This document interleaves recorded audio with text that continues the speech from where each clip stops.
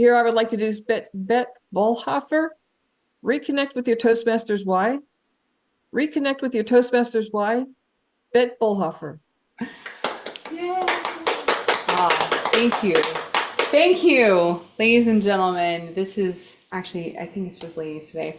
That's okay. Thank you all so much for coming. And thanks for inviting me. I know all of you for many years, many years. So it's good to see everyone again in this venue. And this is a speech that I gave in Korea in November, and everyone really liked it. So I am going to just keep sharing it. All right. So let's go back to the day you joined Toastmasters. And I know we have guests, what brought you here originally? Just take one moment and actually write it down. Write it down. So it looks like everyone has a pen. If you're on your computer, you could write it on a computer. And Denise is a new member, so she probably remembers very vividly. So go ahead and write down if it was 20 years ago like me, it may be more challenging. Otherwise, go ahead.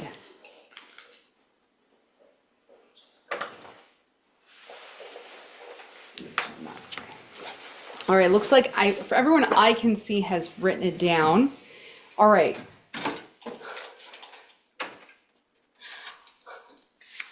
Hi, welcome. We have a Toastmaster meeting going on here. Oh, You're absolutely So you're welcome. Later? No, later, maybe later. Okay. You're welcome I to was join when you us. guys were coming back. Welcome. You're welcome to sit I down. know. No, I'm trying to find one other thing. Oh, okay. I didn't mean to disturb you. No worries. All right. So let's say you could live to 100. I'm let's say- only 93. See, this lovely lady's only 93. Let's say you're going to live to 100. What is it that we're doing here? Did you know that science is now saying that we might live even past 100? So the question is, what is our mission on this planet? If we're going to be here for all this time, what are we accomplishing? And how can Toastmasters be part of that?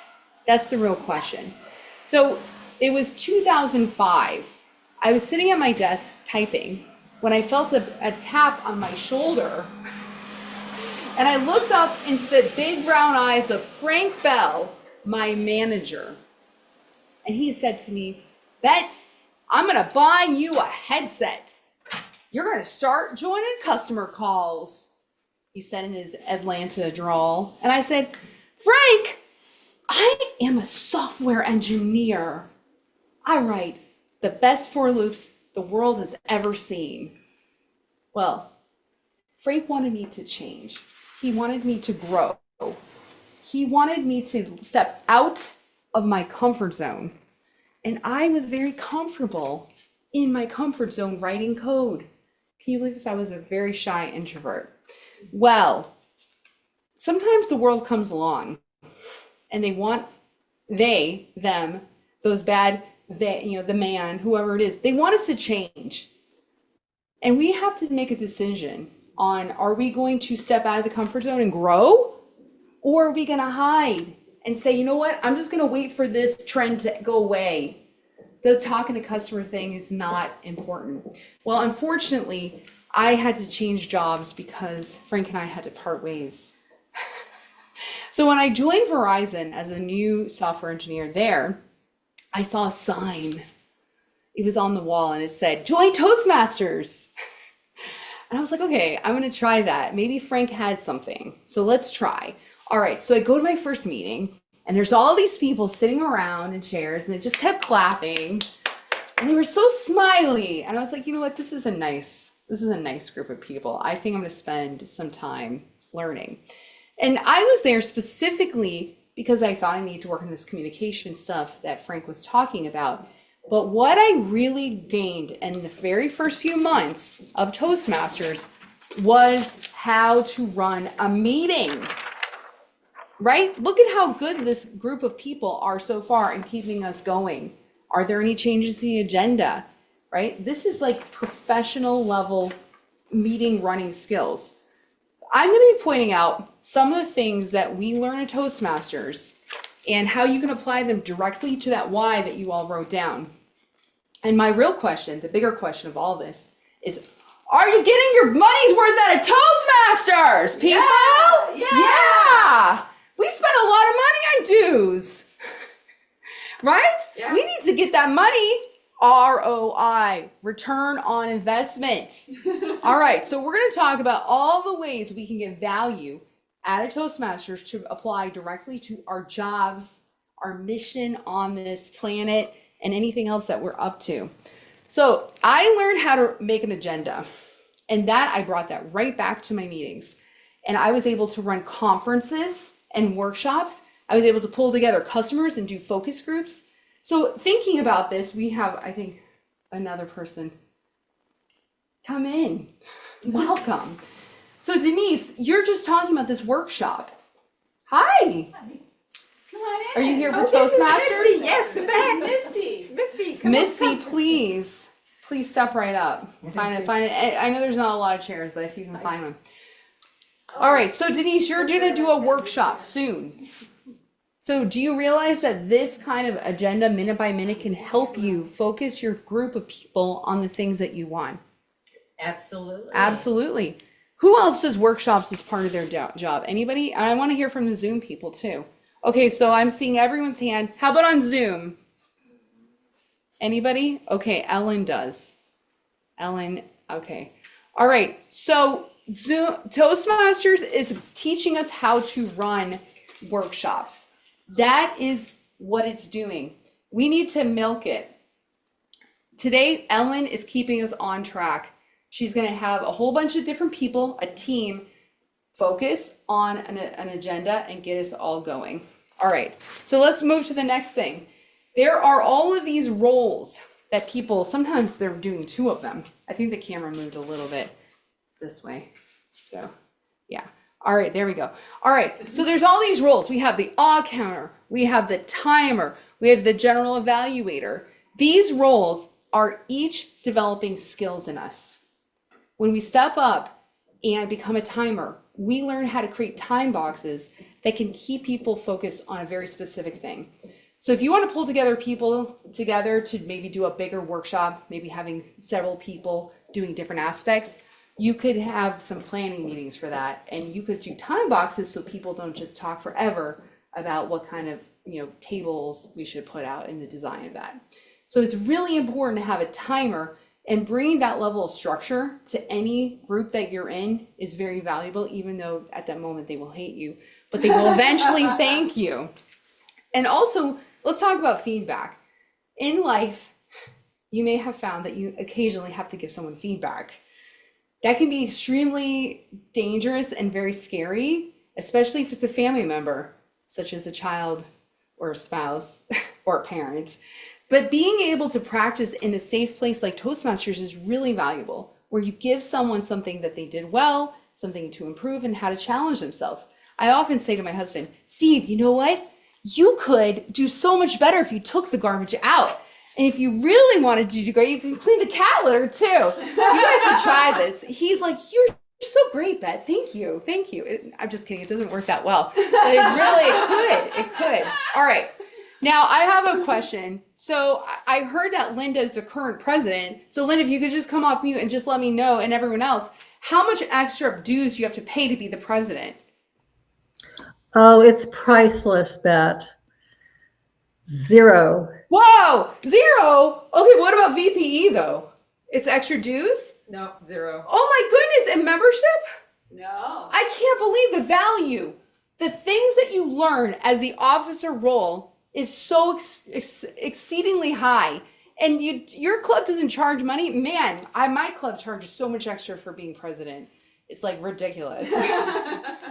Anyways, the thing is this, these roles are teaching us leadership skills. Have you ever heard of CATS?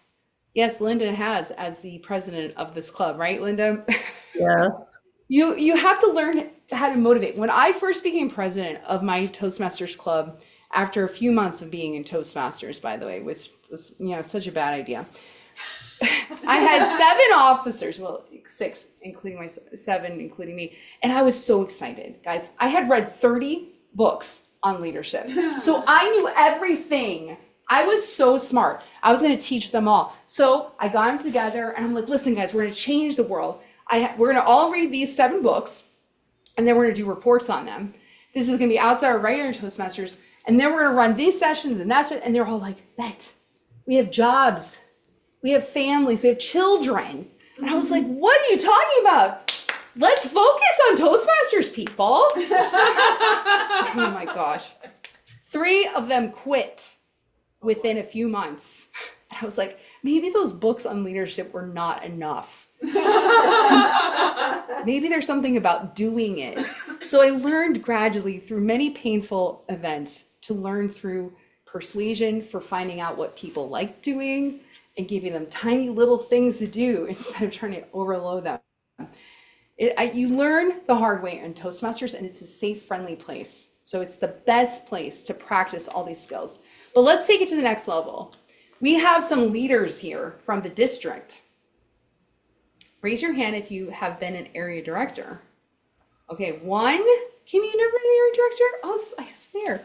All right, Linda's been an area director, and Judith. Excellent. Now, if you have been one, please share with us how much extra dues did you have to pay to be an area director? What? Do you guys see this? It was 0. Linda's 0.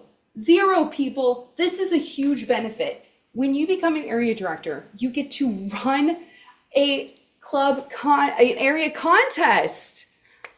Yay! It's so fun. Look at the face. Yes, it's a lot of fun.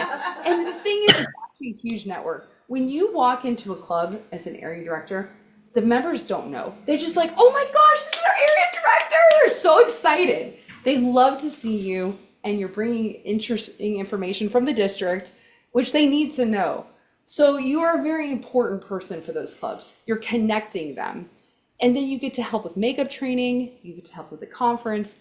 There's so many fun things. You build a relationship with 4 clubs. But better than that, division director. Who's been my division directors out here? Just Linda. Oh my gosh, so much opportunity for everybody. All right, division director, you have 3 to 4 areas, and now you're a real leader. You are leading those areas, directors, and they're looking to you, and you're providing feedback, and you're providing structure. And a great division director is worth their weight in gold, right, Linda? Yeah, absolutely. And especially when you're also your 3 area directors as well. Yeah, Linda she didn't pay any extra for that either, did you, Linda? No, I didn't. I got to do 4 roles in one. Division G, God bless them. So Yes, thank you. divisions are really an executive position. You're running a contest that's actually a really big deal. It's a huge event. You have a lot of people. I was at one when someone had a heart attack, and that was a big deal. That was division, I think it was H. It was many years ago, went back when we were still in person. And I was a leader, and I had to make sure that people were in place and everything was fine. We had to postpone the contest. Obviously, no one cares. Anyways, he survived, and someone gave him CPR. Anyways, this is the things when you're a leader, you have to step up, and you get to run all these kind of very exciting events. All right, but let's talk about the trio. The trio, woohoo! All right, so the trio, for those of you who are still innocent, the trio has 3 people. The club growth director who starts new clubs. It is the most fun. I mean, really, it's the most hard, but it's also the most fun. Club growth director, you're out there doing sales. So if you want to work on your sales skill, club director is where it's at. Then and you're also running the coaching program, which is very special, helping clubs get rehabilitated. Then let's talk about program quality director. You're running the TLI. For sure, program quality director is the most fun and also the most responsibility. I know Linda can tell me it is so much work, but you're running basically 3 to 5 conferences with huge amounts of people. I mean, TLIs are conferences. You have 20 different presenters. You got to, if it's in person, you're ordering lunch and catering, and you have a huge team. You're renting a venue. I mean, you put that right on your resume. If you want to run conferences, program quality director.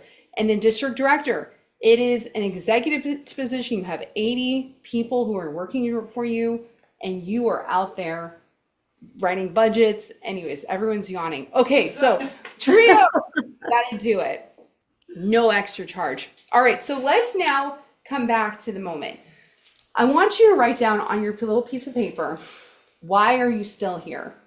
Some of you have been here for many years. I've been here for 20 years in Toastmasters. So why am I still here? Why are you still here? Take a moment to write that down. So in closing, I would say that every role that we take in Toastmasters, let's bring intention. Let's bring our intention, just like we do in yoga and other things. Bring that intention to each role. Bring our full selves, because we're milking Toastmasters to get our mission onto this planet. Thank you so much, ladies and ladies. Thank you.